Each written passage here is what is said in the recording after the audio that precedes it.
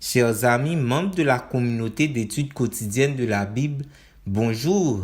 Quel plaisir de vous saluer en ce samedi 9 mars 2024 pour continuer à partager avec vous la méditation quotidienne pour adultes tirée du livre Dieu est ainsi, portrait de la grâce et de l'amour divin écrit par Roberto Herrera. Je vous remercie de votre fidélité à l'écoute de cette méditation. Celle d'aujourd'hui a pour titre Dieu le seul propriétaire. Le verset biblique retenu pour cette circonstance se trouve dans Psaume 24, verset 1er.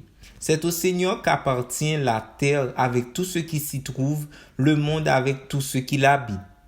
Dans le portrait que le Psaume 24 fait de Dieu, une vérité indiscutable nous est enseignée. Dieu est le propriétaire de tout ce qui existe. De la bouche de David, nous entendons aussi que tout ce qui est au ciel et sur la terre est à toi, Éternel. D'après 1 Chronique 29, verset 11. C'est une vérité que tout croyant doit accepter pour vivre de manière sage et pour avoir une bonne relation avec Dieu.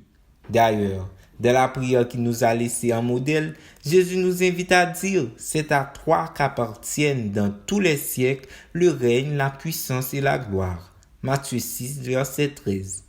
Dieu n'a pas besoin de notre permission pour être le propriétaire de tout ce qui existe. Il s'agit d'un droit qu'il a acquis le jour même où il a créé le monde par sa puissante parole et l'homme et la femme de ses propres mains. Il est l'unique propriétaire de toutes choses. Si nous réclamions des droits de propriété sur une chose créée, nous essayerions d'usurper la place de Dieu. Considérer que nous sommes propriétaires est une attitude spirituellement destructrice. Je sais qu'il est plus facile d'écrire cela que de le croire et le mettre en pratique parce qu'il me coûte d'accepter l'idée que ma maison n'est pas à moi, que mon argent et mon corps ne m'appartiennent pas. Et cela induit que mon épouse et mes enfants ne sont pas à moi non plus. Nous croyons certainement être propriétaires de choses et de personnes, mais même s'il nous est pénible de l'admettre, c'est la vérité. Dieu est le propriétaire de tout et nous ne sommes propriétaires de rien. Que nous puissions acquérir certaines choses ou en jouir ne nous donne pas le droit de propriété. La lumière du soleil, la famille sont à notre disposition pour que nous en jouissions selon des principes saints, pour en prendre soin et les partager, mais ils ne nous appartiennent pas. Si nous étions propriétaires de notre propre corps, nous lui ordonnerions d'arrêter de vieillir et de nous obéir. Mais il est évident qu'il y a beaucoup de choses qui, même si nous les avons en apparence, sont en réalité hors de notre contrôle.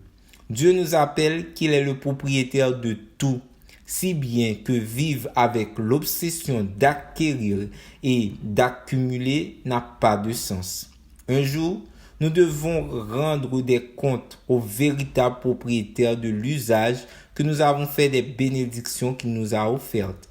En attendant ce jour, utilisons chaque ressource qu'il nous accorde d'une façon qui lui plaise et le glorifie. Prenons soin du bien d'autrui. Merci d'avoir suivi cette méditation. Nous vous souhaitons de passer une très bonne journée.